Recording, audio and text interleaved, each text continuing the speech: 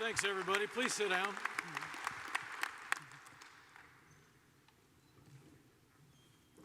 First, to the folks on the stage, thanks so much for letting me be here. It's really an honor. It's an incredible honor to get to talk to this group. Frank Grass, thanks, buddy, for your support, your partnership, and your friendship. And Sid and Buddy, thank you for everything. I'll come back to you two in a minute. For the rest of you, thanks for being here. This is always an incredible observance, I think, of pride in the nation, pride in the Guard, pride in your state, and pride in yourselves and your services. And thank you for letting me share in it. I did use this picture last time I was here. And what I thought I'd do is tell you a little bit about what we've been doing to make sure we get those things turned in at the top here a little bit more. But first, I was thinking about asking you guys what you've been up to. But I don't think I have to do that. Slide, please, because I actually do read the news. And you've been out there protecting the nation and protecting its interests and defending its citizens. And you've also been out there working in your states, slide please, and defending those great citizens and their interests and their lives and their property. And this is going to sound a little bit cheesy and it's going to sound way, way inadequate, but thank you. That's all I got for you. Thank you. It's phenomenal what you do.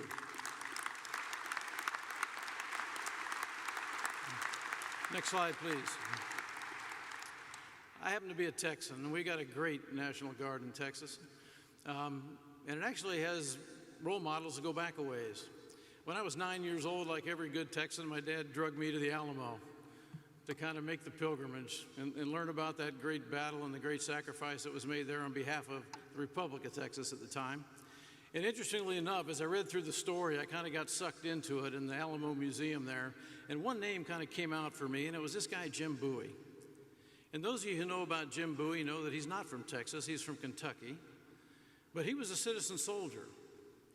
And he was helping to defend the Republic of Texas in those days. He actually didn't just arrive at the Alamo and start to fight. He led a group of volunteers at a place called the Battle of Concepcion before that. He was involved in something called the Grass Fight just outside of San Antonio, which was a brutal combat with the Mexican army. And then he moved into the Alamo as a leader of a volunteer group. And they were in place at the Alamo when William Travers and the active duty component showed up. And essentially they established an association there that lasted through the siege of the Alamo. Very nice. Perfect timing, too. And you remember the story that there were frictions between the two of them, kind of like what happens sometimes between components in our services. And then as the siege got into its end of its first week, he developed pneumonia. And for the last few days of that battle, Jim Bowie was actually restricted to a cot just behind the front wall in a small storage room. And the legend goes that on the morning of the last day, March 6th of 1936, the day the Alamo would fall, that William Travers went downstairs to talk to him and thank him for staying with him, because Bowie's leadership had a lot to do with people not leaving the defenders of the Alamo. And the last thing he did was make sure the two pistols were loaded that Bowie owned, and put one lying on the bed next to each hand, because Bowie couldn't get out of the cot. And then he made sure that that magical knife was on a table by the bed within easy reach. And we know from the account of a Mexican soldier after the battle that they showed up at the Alamo that day, they destroyed everybody who was defending the fort, and the last thing they did was go downstairs and they found Jim Bowie lying on a cot in his storage room. And that as they charged through the door into this small room, he fired both pistols into the soldiers and then reached for that knife. I always wonder whether I would have done that. The other thing we know is when they moved his body out of the Alamo, it had an incredible number of wounds in it, both bullet wounds and bayonet wounds. And the thing that hooked me about Jim Bowie in this story is a quote that's on the wall of the Alamo Museum. And it's not by Bowie, or it's not by anybody else associated with this battle. It's actually from Reza Bowie, Jim's mom back in Kentucky. And when she was told what had happened and was told about the multiple wounds in her son's body, her answer was this: well, I reckon there weren't no wounds in his back, which may be the greatest mom quote ever.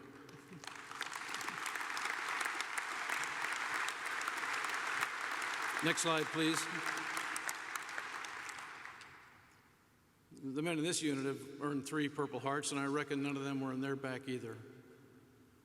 Jim Bowie would like fighting with these guys. This is the 125th Special Tactics Squadron out of the Oregon Guard. They were formed in 2005. There's only about 79 people in a unit.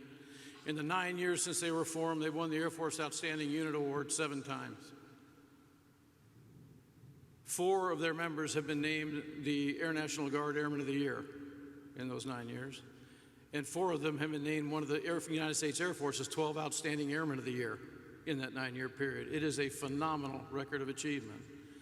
Members of this unit have been awarded the Air Force Cross, 2 Silver Stars, 10 Bronze Stars with Valor, 12 other Bronze Stars, 3 Purple Hearts, and a host of other awards and decorations. They have a 100% volunteerism rate. I know they make the Oregon Guard happy and proud. I'm sure they make you proud, and I can't tell you how proud they make me. Next slide. I did talk to you last time about my grandfather, who is my favorite guardsman. He went from private to major on the battlefields of World War I on battlefield promotions.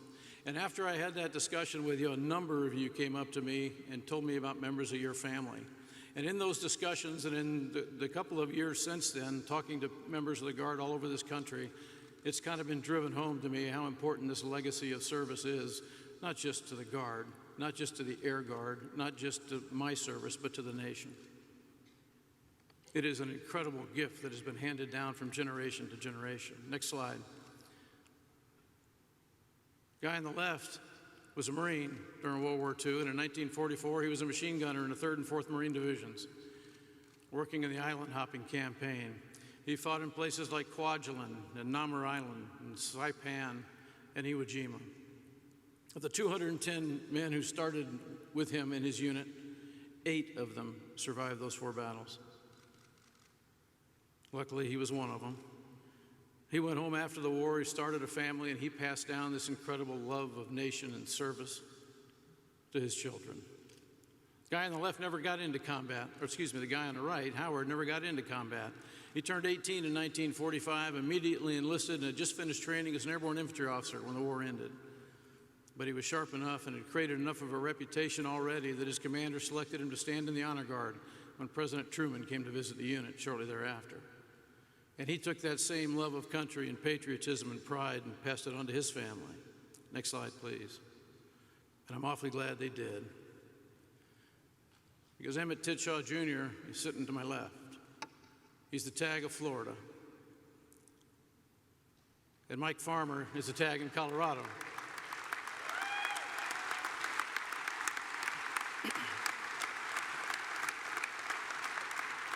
Sorry about that, Farmer. That's Mike Farmer Edwards. But Farmer is the tag in Colorado, and they have just taken that love of nation, that pride, that commitment to duty and selfless service, and they've turned it into something great for our Air Force and for the National Guard, and I believe for their states. And the reason I mention these guys is that for the last couple of years, these two, along with Frank Grass, along with Sid Clark, and General J.J. Jackson, the Chief of the Air Force Reserve, and I have been working as hard as we could to kind of bring this team together and keep it together. Next slide, please. The whole idea is that while each of these patches is critically important, and there's a legacy and a heritage behind each one, they are much more effective when they operate side by side.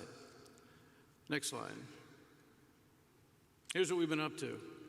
We built a Total Force Task Force 2 years ago. We put a 2-star from each of the components into it, working on the air staff under my Chief of Planning and Strategy. And they made a number of recommendations. We've had a total of 73 recommendations come out of this group on everything from integrated staffs to combining commissioning programs, unified PME courses, different ways of selecting senior officers, opening up opportunities for people across component lines, and a number of other things that we have completed or continue to work through. Next slide. Let me give you a really quick example. In our Air Force, for years, we've actually tried to manage our pilot force by component. If you look at this chart, each of those squares on the right-hand side indicates that the regular Air Force, the Guard, and the Air Force Reserve all have their own air crew management programs. They have varying amounts of money in them, but each one has their own directives, their own policies, their own governance process, their own instructions. Everything's separate. The problem is on the left-hand side are 3 different multifunctional displays with leading and lagging indicators and corrective actions you can take to adjust your program. And every time one component hits one of those corrective action buttons and changes something, it affects everybody else. It's complicated, it's hard, it's confusing, and it's combative sometimes. And it makes absolutely no common sense. Because this is a function we all want done right. And it doesn't benefit us to do it independently. Next slide. The other problem is that red box at the bottom of the page, that's independent aircrew management times 3. So there's really 3 of those boxes. I just couldn't show it without making the page unreadable. In each one of those offices, from each component, has to track along each of those red lines to communicate with the National Guard Bureau, the tags, state units, and the active Air Force and its headquarters. It's confusing. It's a mess. Next slide. So one of the outcomes of this Total Force Task Force effort is that we're combining it all into a single office.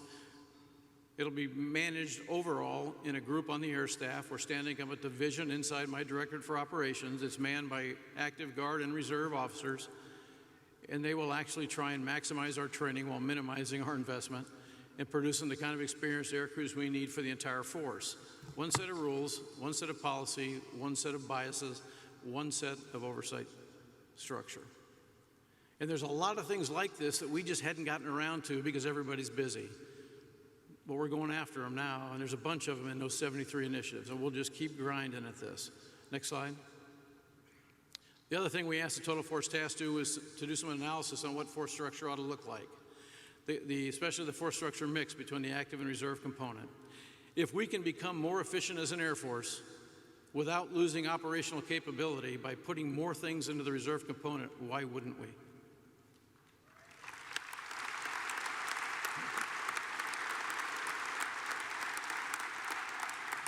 And so the guidance from the beginning was shove as much as we can put into the reserve component and tell me when you hit an operational bumper.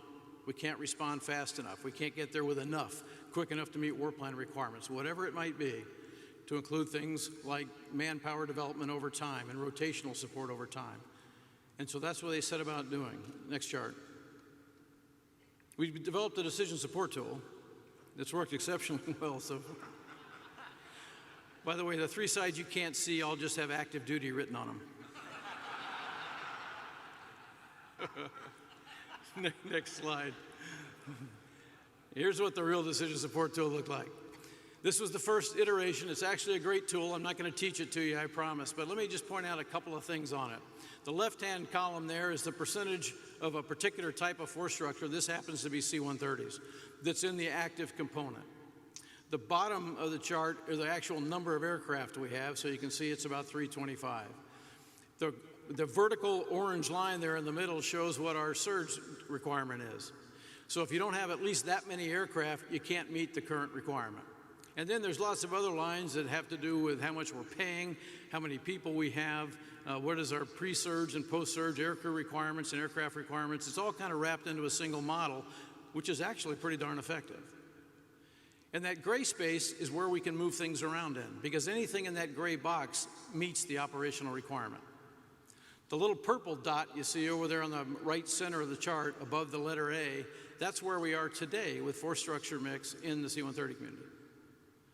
So what that tells you is you can actually move more C-130s into the reserve component, just move that purple dot down to where the A is. You'll shift the percentage more in favor of the reserve component, and you can still meet every operational requirement we have. So that's what we're doing. There's other options if you want to save money, because as long as you stay to the right of that orange line, you can actually cut C-130s. Now, there's reasons not to do it, by the way.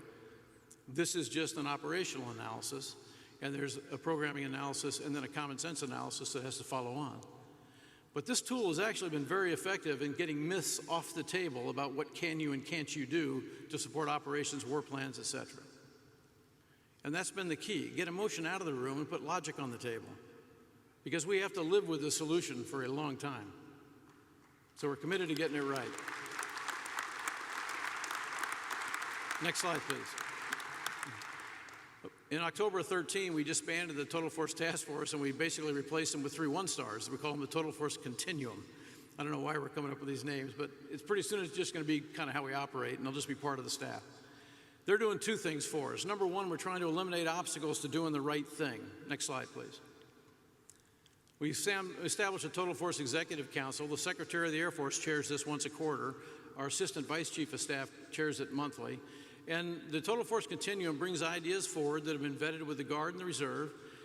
And the intent is to figure out how to quit doing things that stand in the way of using common sense. I was in Wyoming last year with Luke Reiner and his great airlift group at Cheyenne. And Luke had just gotten a call from the governor asking if they could support sending MAFS qualified aircraft and crew out to California to support the wildfire effort out there. And the group commander had 4 airplanes ready to go, but he only had 1 fully qualified and fully available crew that day. Now, was an active associate squadron there at the time, and there were several crews available who were fully trained of active crew members. But the governor couldn't send them because of the way we have set up rules, policy, guidelines over time, probably to protect our components, is my guess. But it's time to go back and look at all those rules, policies, and instruction and make sure they're not standing in the way of common sense. There's buildings burning in California, and we've got airmen ready to step into an airplane and launch. Let's replace them with the Guard crews as they're able to bring them on board, get them, and then swap them out. But why can't we do what's smart? So we're developing a bunch of things. SID's led the charge on this for the Air Force, legislative proposals that we'll just keep submitting to try and eliminate things that keep us from doing what's smart. Next slide. We also asked them to take another look at that analytical tool and come up with a way to do force mix options in a more rapid turn. Next slide. I'm really not going to try and teach you this one, but this really wasn't how bad it was. But I do like the chart. Next slide. This is what the new one looks like. It's called the high velocity analysis approach. And it does the same thing, only with a little more focus on operational capability and sustainability over time. And I won't even try and describe the chart to you, except to tell you this model actually can tell you whether your unit can support a 1 to 5, a 1 to 9, a 1 to 11, or whatever the rotation rate is over time. And our team has gotten really good at putting this together. It takes about 90 days to do an individual weapon system or an individual skill set, civil engineers, lawyers, whatever it might be. And we're grinding our way through every one of them in the Air Force, and we'll have 80% of this done by this December. And we hope to get some of it into the 16 POM input, if we can stuff it in late before February, and if not, it'll all be in the 17 one. So that's what we've been up to. Next slide. We got some help from the National Commission. The Commission gave us 42 recommendations on things they thought we ought to do to better integrate the Air Force, total force. And let me start by just saying thank you to the Commission for their work. These were great recommendations. It was great context, and it came from a perspective that we do not have, which is very helpful right now. I mean, we got to remember, I don't care. None of us should care where good ideas come from at this point. Let's just find them and implement them. But 42 recommendations, we fully agreed or agreed in principle to 36 of them.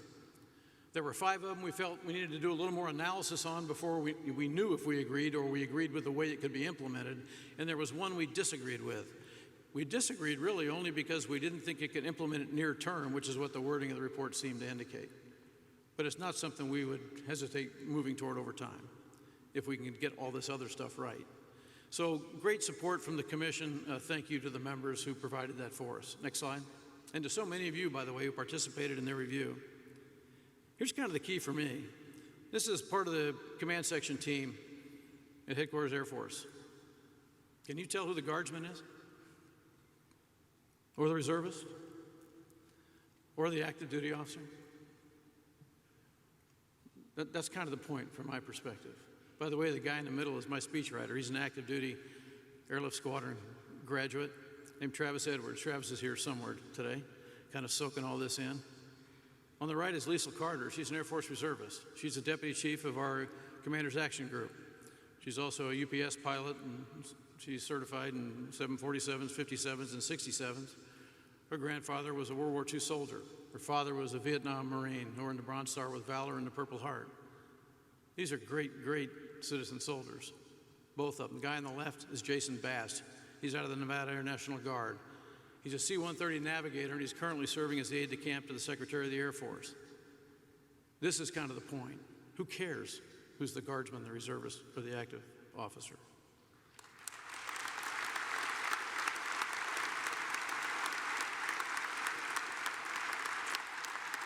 Next slide, please. And this is really the point. These are 6 airlifters on a ramp at Spangdahlem Air Base in Germany. Those of you who've been assigned to Spangdahlem probably won't recognize it because it's a new ramp and you've never seen that sky. 5 C-17s and a C-5. 3 of them are active, 2 of them are guard, and 1's a reserve aircraft. And the folks who are riding on them and the cargo that's sitting on them really don't care. And neither do the people waiting for them in Afghanistan or Iraq or Jordan or wherever they're going. Next slide. And you know, while we look an awful lot alike at the operational and tactical level, the active, the guard, and the reserve are not really all exactly alike. And that's okay. Because the differences between them are really important differences. And our goal is not to eliminate the differences, it's to eliminate the frustrations. And to make sure that the strengths of each component are strengths of our Air Force. We're committed to this, but I need your help. Next slide. I want great American journalists like Aaron Mehta, who's wandering around here somewhere. He came with me today and is interested in talking to everybody he can, so if you find him, talk to him. I want him to go to watch our mission in action, and I want him to talk about American airmen. I want him to talk about American air power. I want him to talk about people helping people. I want him to talk about defending the nation. I don't want him to talk about the differences and components of the United States Air Force. Next slide. But to get there, we got to rely on one word, and we got to keep driving to make this word more and more part of the way we operate. This word trust is a huge deal. I don't know if you're close to a screen or not. If you're not, you might not be able to see that goat is walking along a high wire. And that monkey on his back has a collar around his neck with a chain that's connected to the goat's collar. So if the goat falls, the monkey falls. If the monkey falls, the goat's going. When we've had trouble in the past in the Air Force, we tended to quit thinking about getting across the wire and to start worrying about who was the monkey and who was the goat. And we got to get past that. All of us got to get past that. Next slide. Tecumseh was a brutal guy. I love reading his writings, though, because he was also a great warrior, a great leader, and a very smart man. Let us form one body, one heart, and to defend to the last warrior our country, our homes, our liberty, and the graves of our fathers. I think we should follow his advice. Thanks for letting me be here. I'm looking forward to answering a few questions.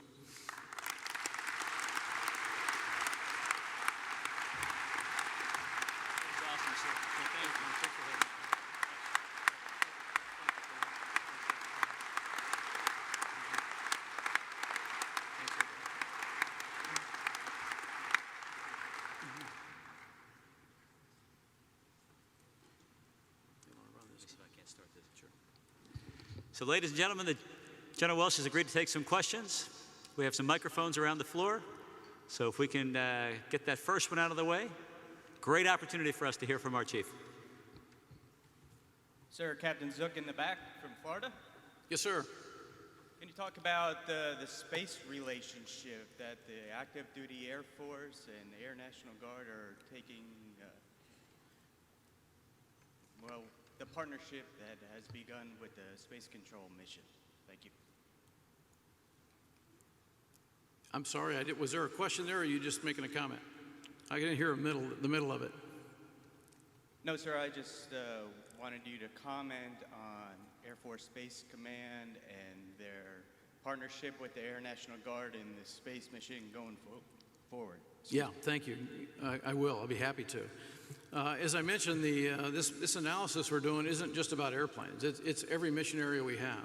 The most recent one that I saw completed was on civil engineers and Red Horse teams, and where we ought to put the majority of those forces and why. We're doing the same thing on the space side. We're working through every mission area in the Air Force. I think that we've gotten a good start in most places, but there's some places we can go a lot farther, and that's what we're trying to determine. I'll tell you this, there's been a lot of ideas that have been presented that are presented as definitive answers. And the one thing that all the people who've worked on this Total Force Task Force and the Total Force Continuum, and I believe Buddy Tidshaw and Mike Edwards will tell you the same thing because they have access to all the information, is that if you haven't done the type of analysis we're doing now and you think you know the answer, you're just wrong. You just really don't know why your answer is correct or if it's correct. There's just too many variables involved. And so we'll get there on space control and on every other mission, but it's not going to happen in a week or two. We can't do it that way. Let me give you an example. If we shifted, this year's been a big focus on the fighter force, the CAF, because we've believed that it's harder to move as much into the reserve component in that mission area as in the mobility forces for lots of reasons that you understand. But what is the number that you can push to is the question. And to do that, you've got to decide how much what kind of steady state deployment support can the units provide over time once the war ends. It's not just how much are volunteers willing to do. It's as we draw down the active force, units in the reserve component are going to be tasked to fill spaces. We're not going to be able to ask for volunteers. They're going to be told they have to meet the need. Frank Grass has given me a letter saying that the Guard will support a 1-to-5 deploy to dwell rate. But I'll tell you this, there are tags sitting here today who are a little uncomfortable with that they can do that over time. Because we don't really know whether the employers will support a 1-to-5 deployment mobility rate if the war ends. We don't really know that yet. We know there's individuals who will do a fantastic job of volunteering and filling in, but if your unit is the next one to deploy, can you deploy this period to support somebody else? So, not that we can't, we just need to understand that. And so we're running a 1-year test of a 1-to-5 deploy to dwell rate for Guard units supporting our CAF deployments this next year. And once we get through that, we'll know. If there's active duty guys who say it can't be done and it's done, then we'll say shut up and color. If there's Guard guys who say, yep, we should be able to handle 1-to-3 and we can't work 1-to-5 without being too disruptive, we'll back off to go to some other answer. The important thing is to get it right, because we're going to live with the result of the decision for a long time.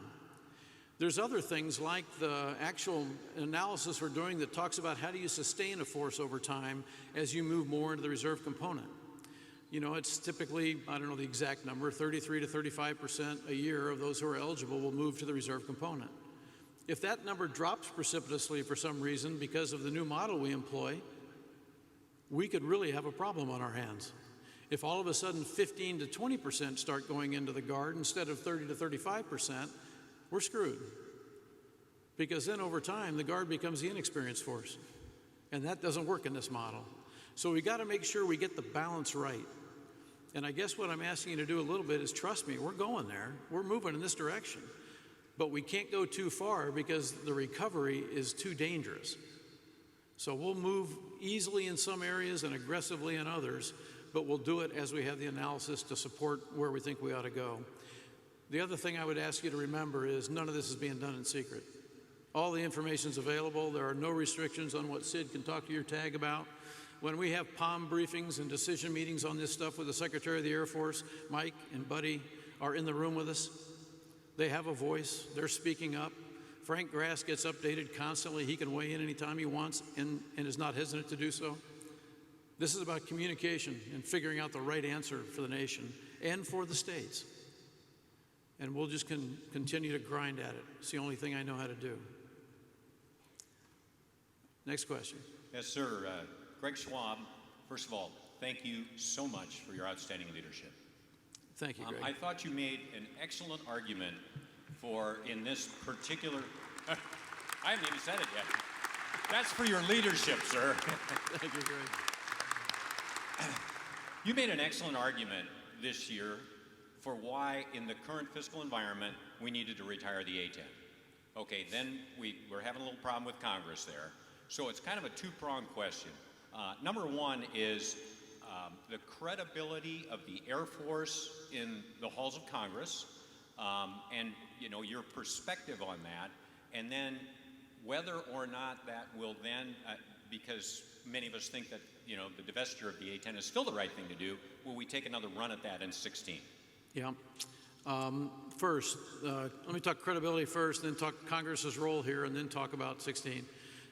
First of all, I don't think this is about credibility in the halls of Congress. I think it's the fact that it's much easier to present best military advice than it is to balance that against best political advice, economic advice, demographic advice, educational advice, industrial advice, all those things that Congress is trying to balance. It's a very difficult job. And they're looking at a lot of different pieces of this than the Secretary or I are when we walk over and say, this is the best military answer. And so I think that's fair. But if it was the best military answer last year and it's the best military answer next year, we'll offer the same suggestion. The issue for us in this particular case isn't about the A-10. It's about how do you balance capability across mission areas when you're going to have 20 billion less a year than you thought you were going to have 3 years ago when you built the plan you currently are operating off of. And when you go to the combatant commanders and ask them what do they want more of, CAS is not on their list. It's not because I don't love the airplane, I do. But what they want is more ISR. They want better command and control. They want the kind of precision airdrop and airlift that gets them where they need to go. And so we're trying to balance all of this stuff. Remember, the Air Force only has 5 missions, and the money's coming out of one or more of them. We're already cutting capability in every mission area in our Air Force starting this year, every mission area. And the question is, how far can you go and not break that mission to support the combatant commanders? That's how we got to the A-10 discussion. It's still the right answer. It's a horribly painful answer, but we'll probably bring it in the 16 budget. We'll see. That's not finalized yet. Thank you, sir. Yes, sir. Thank you. General Dave Walker, Colonel Commander of the Network Warfare Squadron in Delaware. I appreciate the intellectual rigor that we're trying to bring to the total force mix. I think that's wonderful, and I would hope that you would share your thoughts on where we stand on that analysis in the cyber mission force and how you view the roles for the Air National Guard in the Air Force cyber mission. Yeah, thank you, sir. It's a great question. I think there's a huge role for the Air National Guard in this mission, and the reserve as well, but I think there's a huge role here. There are locations around the country where there is synergy in academia, in industry, in government agencies and organizations that work solutions and capabilities that operate in, through, and from cyber. Those places are places that should be relatively easy to recruit in. Those are places where if you stand up a guard unit, the expertise that will walk in the door as part-timers is going to be exceptional compared to where it might be, what it might be in other places. You can hire a different kind of technological background. You can create a different experience level, and you can bring skills that the Air Force, quite frankly, would spend 20 years training into somebody, and industry will do it for us. And so I think there's, Sid Clark will tell you, he's been all over this one, and is trying to target the right locations, the right areas, and the right kind of missions in those domains, not just cyber, but cyber and space, to try and take a little bit different approach here than we have in the past. I think everybody understands that the missions of the Air Force aren't going to change in the future, but how we do them and which domains we do them in and from is going to change. And having the expertise in domain experts who can make that happen is going to be absolutely critically essential to our success over time. And so we've just got to think differently about this. But the bottom line is, yes, there's a mission for the Guard in the cyber domain, and it's one that I think will be a pretty robust one over time. Thank you, sir. Yes, sir. Good afternoon, General. I'm Colonel Wiegand, Commander of the 115th Fighter Wing, Wisconsin Air National Guard. Congratulations. Thank you, sir. Sir, do you have concerns with the accessibility of the forces in the Air National Guard, especially if there's a consideration to shift aircraft to the National Guard? Not necessarily, for two reasons. Number one, if we have an Air Force Reserve, one of the pluses of having an Air Force Reserve is, unless we're talking shifting stuff out of the reserve into the Guard, but having an operational reserve that is always available, has assigned force structure that's ready to move, is a good thing for the Air Force, and I believe for the nation. I think that's the strength of the reserve. There are some other strengths of the reserve. There's never been a question of willingness of the Guard to respond, but I think there are situations and scenarios you could draw where you might not be able to respond quickly enough or with enough capability in a particular mission area if you put too much into the Guard. That's why we're doing this analysis. And I think we can actually show you in some mission areas where that's a problem. Now, it's not in every mission area, But I don't think we'll ever have a point where there aren't some things that are more heavily tilted toward the active force just because they are available all the time. But I don't think we should limit our thinking by thinking that's always a good thing. Sometimes it's necessary in some mission areas, in some programs, in some platforms, and in some types of people. But it's certainly not in every platform, every mission area, and every type of person. So I think that's what we're trying to do. Where's the balance? When does it work? But I don't ever worry about will the Guard respond in a crisis. I just fundamentally know you will. Thank you, sir. Yeah.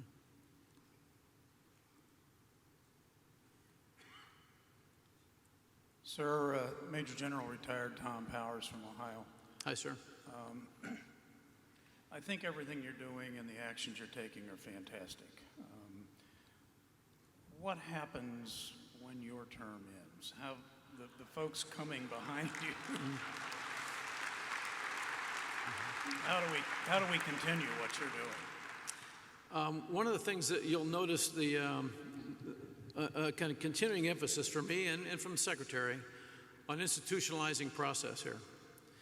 Everything from how we set requirements for MPA days to how we allocate them in a corporate process, not through a back office somewhere, so that the process of using the reserve component, both the Guard and the reserve, but in particular the Guard, to your question, so that the process is a formal one. My belief is that before a fiscal year begins, I should turn to Sid Clark and to J.J. Jackson, and I should say, Sid, here is the formal requirement for support for the International Guard in the national security arena for the United States Air Force next year. And we'll have built it together, and then we sign it, and as soon as we sign it, it's an agreement that is going to be executed. And by the way, there's funding in our program to support everything in there, whether it's actual deployed man days, it's training, it's whatever it needs to be. But money is set aside, the operational focus is clear, and everybody knows how that's developed. Right now, we don't have that. Most commands in our Air Force can't tell you where all their guardsmen are. They have no idea who's doing IMA duty and MA duty where. And there are a whole lot of people in the Guard, to be honest with you guys, who found a place they like to work. They're good at it. The unit loves having them, and they've been going there for years. Whether it's the right place in terms of priority for that command or the Air Force, I don't have any idea. And neither does anybody in that command, because we don't have a process that tracks it. So we're trying to institutionalize things like that. We're trying to institutionalize this total force aircrew management. We're trying to institutionalize the total force planning process, and the total force task force and continuum began, so that it's just part of the way we do business. Part of it is an integration of staffs. We need to create a better integrated staff on the air staff and at MAGCOMs across the Air Force, and plans are being built to do that. We need to integrate senior leaders across staffs. You know, we only have 3 right now on the air staff, senior reserve component general officers leading on the air staff. We have one in the IG, we have one in the A4, and we have one in the A3. We need more. To do that, Sid and JJ have to make sure that they have general officers who are qualified and experienced enough and have the recent enough experience so that they can move into those senior jobs. I would love to have a guardsman be the A3 of the Air Force, the A4 of the Air Force, the A2 of the Air Force. I'm great with that. It's got to be the right person, and they got to be qualified. And JJ and Sid are the same way on their teams. We just have to make sure that we're developing talent and using it in the best way for the Air Force, which is in the best interest of the nation, I think. And we have to make sure that we're developing talent as we do that also benefits the states. I think we can do this. It's just a matter of grinding our way through, building a process, putting the institutions in place, because if we don't get that part right, it will all change as personalities change. And that's what we can't let happen. That's institutional priorities, and I think this institution and this one can make this happen. But we've got to stick with it.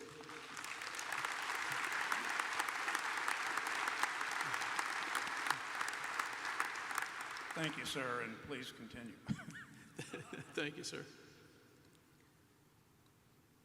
Good afternoon, sir. I'm Lieutenant Colonel Tony McAbee with the 152nd Airlift Wing in Reno, Nevada.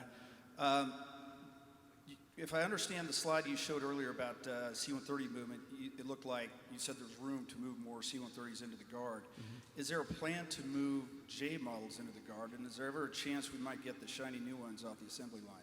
Yeah, Tony, great question. This is actually an interesting discussion because most people don't know how we ended up with a lot of J models in the Guard. If you remember, when we replaced the H model, the old C models, we got the H model in, we put most of those in the Guard, and we kept the C models, the oldest ones, stay in the active component. When I was a group commander at Moody, I had 1960 E models in a squadron in my group. And so this thing, as it rotates over time, it's going to look different depending on which decade you look at it. But the bottom line is we have to have a plan to modernize the entire fleet and recapitalize it over time. Darren McDew, the new commander of AMC, who I believe is coming to see you guys tomorrow, Darren, the week after he took command, hosted all the tags or their representatives who flew C-130s in their state at AMC headquarters to talk about the future of the C-130. Modernization plans, recapitalization plans, how do we move forward? You will find when you hear him talk tomorrow that Darren is committed to getting this right. We haven't had enough communication, in my view, across lines on this over many years, and that's led to a little bit of a misunderstanding by everybody of where we are, and maybe not enough good ideas being put on the table about where we could go and how. And so, again, I'll just tell you, we're committed to figuring this out.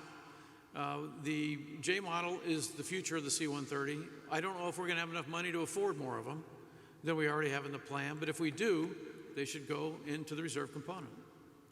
And so we're looking at all the options on the table here, and when Darren's here tomorrow, challenge him. All right. Okay, Tony, thanks. Thanks for what you do. Thank you, sir. You don't want to be late. We got a great next speaker. Got time for one more short one, maybe, if there is one.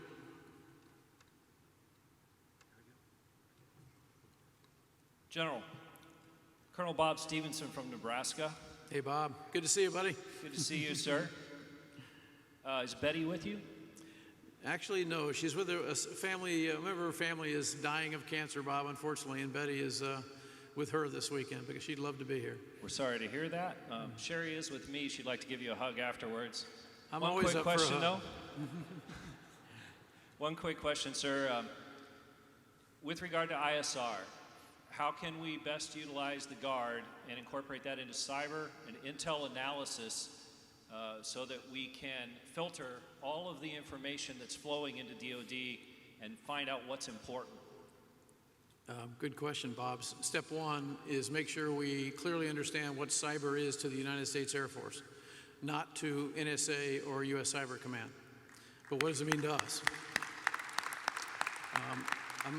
I'm very interested in big cyber, not little cyber. A little cyber is what we've been doing. It's technical support to human operations is where it began. It's very focused. It's very directed at a particular target or a particular server or a particular individual that you're trying to track through the virtual world. There's lots of organizations in our government who are really good at it. We don't need to do that. What we need to figure out is, as the air component commander in some future war when the big fight is on, how can you hit a button on your desk, Bob, and make every enemy RPA fall out of the sky? How can you hit the big red cyber button and make every missile launched at the island of Guam turn 20 degrees right, 200 miles out and land in the ocean? How do we do that? Because nobody's working those problems. Those are big cyber problems that air component commanders ought to be worried about. So the first thing we have to do is clearly organize ourselves so that we have people worried about that and not just worried about providing support under Title 10 or Title 50 authorities for Cybercom and NSA. Okay? We start with that, and then we figure out who are the people who need to be doing that, and I think that is a total force effort. Thanks, sir. Yes, sir. Ladies and gentlemen, thank you so much for letting me take this much of your time. Thanks for what you do. Take care of yourselves.